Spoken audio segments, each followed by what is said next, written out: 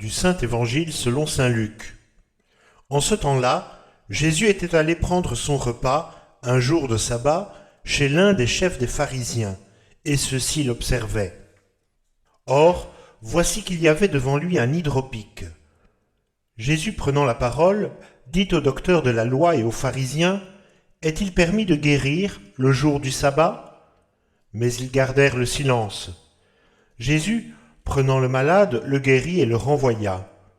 Et il leur dit, « Lequel de vous, si son âne ou son bœuf tombe dans un puits, ne l'en retire aussitôt le jour du sabbat ?» Et ils ne pouvaient rien répondre à cela. Il disait encore une parabole aux invités en remarquant comment ils choisissaient les premières places. Il leur disait, « Lorsqu'on t'invite à des noces, ne te mets pas à la première place, de peur qu'on ait invité quelqu'un de plus digne que toi, et que celui qui vous a invité, toi et lui, ne vienne te dire « cède-lui la place ». Alors tu irais, à ta honte, occuper la dernière place. Au contraire, quand tu es invité, va te mettre à la dernière place, et ainsi, lorsque viendra celui qui t'a invité, il te dira « Mon ami, monte plus haut ». Alors ce sera pour toi un honneur devant tous les autres convives. Car quiconque s'élève sera abaissé, et qui s'abaisse sera élevé. Au nom du Père et du Fils et du Saint-Esprit, ainsi soit-il. Mes frères, d'un côté des pharisiens, c'est-à-dire des hommes envieux et jaloux, qui cherchaient toujours à trouver en Jésus-Christ quelque chose à reprendre, et qui, à cause de cela, animés par les sentiments les plus bas, les plus méprisables, l'observaient dans ses démarches et dans ses actions. D'un autre côté, Jésus-Christ, faisant le bien et donnant les plus précieux enseignements, telle est l'analyse de notre Évangile. Tirons-en maintenant une instruction toute d'actualité, et laissons là les pharisiens et leur mauvais vouloir, ne considérons que Jésus-Christ seul. Voyons les exemples et les leçons qu'il nous donne. Premièrement, ces exemples pour les suivre, et secondement, ces leçons pour les pratiquer. Premièrement donc, les exemples de Jésus-Christ. Divin médecin venu sur la terre pour guérir les âmes et les sauver, en les délivrant du péché et de la tyrannie du démon, Jésus-Christ a voulu vous donner la preuve de ce pouvoir invisible aux yeux, en exerçant visiblement un autre pouvoir miraculeux dont il étendait l'efficacité sur les corps. Notre évangile vous le montre ainsi en ce jour. Il prend par la main un hydropique, et par cette action muette, puissante comme la parole qui a créé le monde, il lui rend la santé.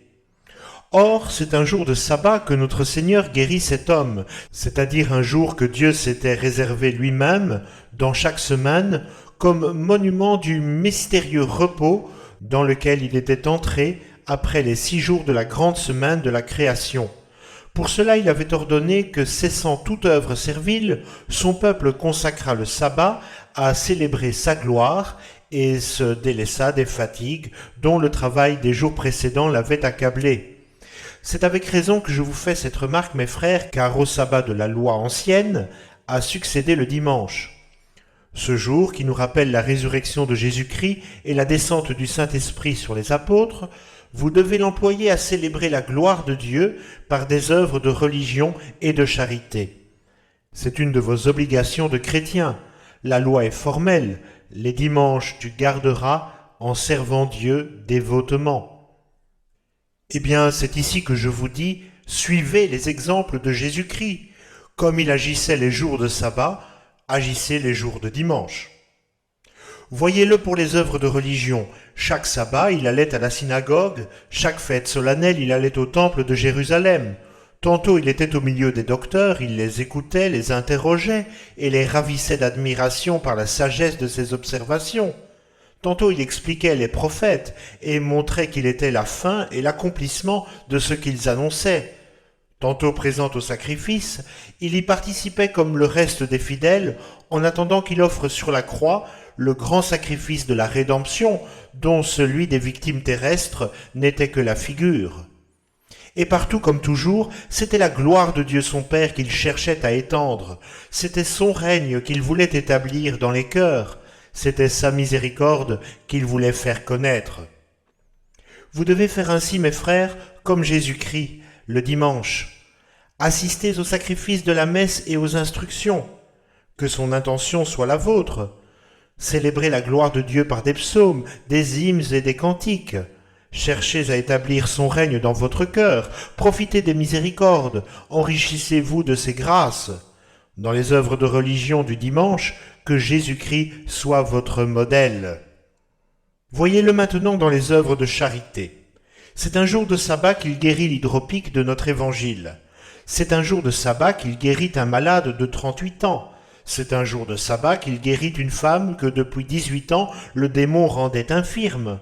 C'est un jour de sabbat qu'il guérit un autre malade paralytique d'une main. C'est un jour de sabbat qu'il guérit l'aveugle né. Alors que le dimanche arrive, souvenez-vous des œuvres de charité de Jésus-Christ, comme il faisait le bien partout où il passait. Et tournez aussi vos regards sur vos frères qui, affligés ou pauvres ou malades, ont besoin de votre présence, de votre secours, de vos consolations. Allez les voir, mes frères, vous surtout qui êtes riches, qui êtes heureux, allez les voir. Et s'il y a de l'amertume dans leurs plaintes, montrez-leur la croix d'où découle le baume qui adoucit toute douleur.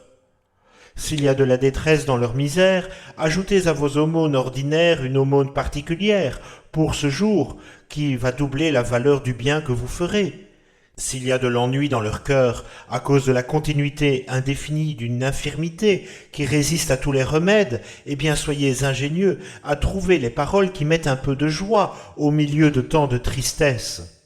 En agissant ainsi, vous ne ferez pas de miracle. Ce n'est pas ce que vous demandez, mais vous ferez quelque chose de charitable et de saint, et l'ange du Seigneur qui a porté jusqu'au trône de Dieu l'encens de votre piété pendant vos exercices dans le temple, y portera encore ce parfum de votre charité, toujours agréable devant votre Père céleste. Dans les œuvres de charité du dimanche, suivez les exemples de Jésus-Christ. Je dirai par cette occasion un mot pour compléter la matière de la sanctification du dimanche. Nous ne devons pas exagérer la loi du dimanche, comme les pharisiens exagéraient la loi du sabbat. Cependant, elle demande d'être observée, sinon avec scrupule, du moins religieusement. Ainsi, mes frères, si votre âne ou votre bœuf venait à tomber dans un puits, le dimanche, vous pouvez l'en retirer aussitôt, c'est-à-dire que vous pouvez faire ce qui est d'une nécessité reconnue. Ainsi encore, vous pouvez vous délasser dans des récréations saintes avec des amis dont les entretiens sont sages et les pensées honnêtes. Mais vous ne pouvez pas, sans péché, vous livrer à votre travail des autres jours, lorsque rien ne l'exige. Vous ne pouvez pas non plus vous abandonner à des jeux ou à des divertissements qui dépasseraient les limites que prescrivent la religion, la tempérance, la modestie. Voici la grande règle, mes frères. Les œuvres de religion et les œuvres de charité doivent avoir le premier rang et marcher de pair dans la sanctification du dimanche. Faites le reste avec un esprit de foi qui puisse l'unir à ses premières et principales actions. Le dimanche est le jour du Seigneur et le jour des bonnes œuvres. Pour tout cela, que Jésus-Christ soit votre modèle, suivez donc ses exemples. Secondement, pratiquez aussi ces leçons. Elles vous prêchent aujourd'hui l'humilité. Cette vertu est le fondement assuré de toutes les autres vertus. C'est elle qui apprend au chrétien qu'il n'a rien de lui-même excepté la faiblesse, la fragilité, le péché. Elle lui fait avouer que tout ce qu'il possède, il le tient de Dieu, que si son esprit a quelque lumière, si son cœur a quelque heureuse inclination, il ne doit s'en attribuer ni le mérite, ni la gloire, mais renvoyer tout à Dieu comme à l'auteur de tout bien. L'humilité est nécessaire au salut. C'est à elle que le Seigneur accorde ces grâces de choix qui font les saints. L'humilité d'ailleurs s'associe heureusement à toutes les convenances sociales. Si elle ne commande pas au supérieur de se mettre au-dessous de ceux qui lui sont subordonnés, elle lui dit au moins d'être doux et affable. Et celui que Dieu a fait petit en ce monde, inspiré par l'humilité, ne porte pas des yeux d'envie sur ceux qui sont dans un rang plus élevé que le sien. Or, dans notre évangile, Jésus-Christ vous dit d'être humble, mes frères, et écoutez donc cette voix du divin Maître. Ne vous méconnaissez pas un vain sentiment d'orgueil ou d'amour-propre. Dans la maison du père de famille, choisissez la dernière place, restez-y oubliés, aimez à y être méconnus et à être comptés pour rien, et laissez aux pères de famille le soin de votre avancement et de votre gloire. Dans la société des enfants des hommes, mettez-vous à la place que vous a marquée la disposition de la Providence, et attendez-la en paix jusqu'à ce que par votre travail, vos soins, votre intelligence et votre capacité, la Providence vous dise de prendre une place plus honorable qui ne vous manquera pas.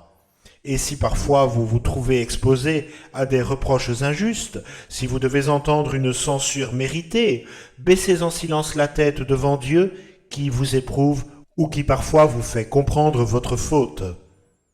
Considérez ainsi et sous ce point de vue, l'humilité est une vertu chrétienne et pacifique qui attire les grâces du ciel et entretient la concorde sur la terre. C'est la vertu des saints, l'amour et la miséricorde de Dieu sont pour eux.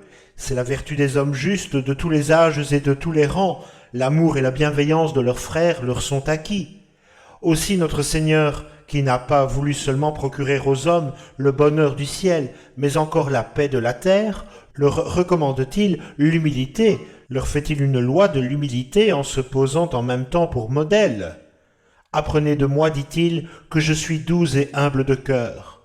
Je vous dis donc encore, mes frères, soyez les exemples de Jésus-Christ, pratiquez ses leçons. Sanctifiez le dimanche par des œuvres de religion et des œuvres de charité, et soyez humbles à vos yeux. Voilà le résumé de cette instruction, mes frères. Suivez les maximes que je vous ai enseignées, et après les jours d'une vie méritoire, parce qu'elle sera juste, vous arriverez au bonheur immuable de l'éternité, dans le paradis, où le front ceint de la couronne de gloire des élus de Dieu, vous jouirez de Dieu même, de son bonheur et de sa gloire. Au nom du Père et du Fils et du Saint-Esprit, ainsi soit-il.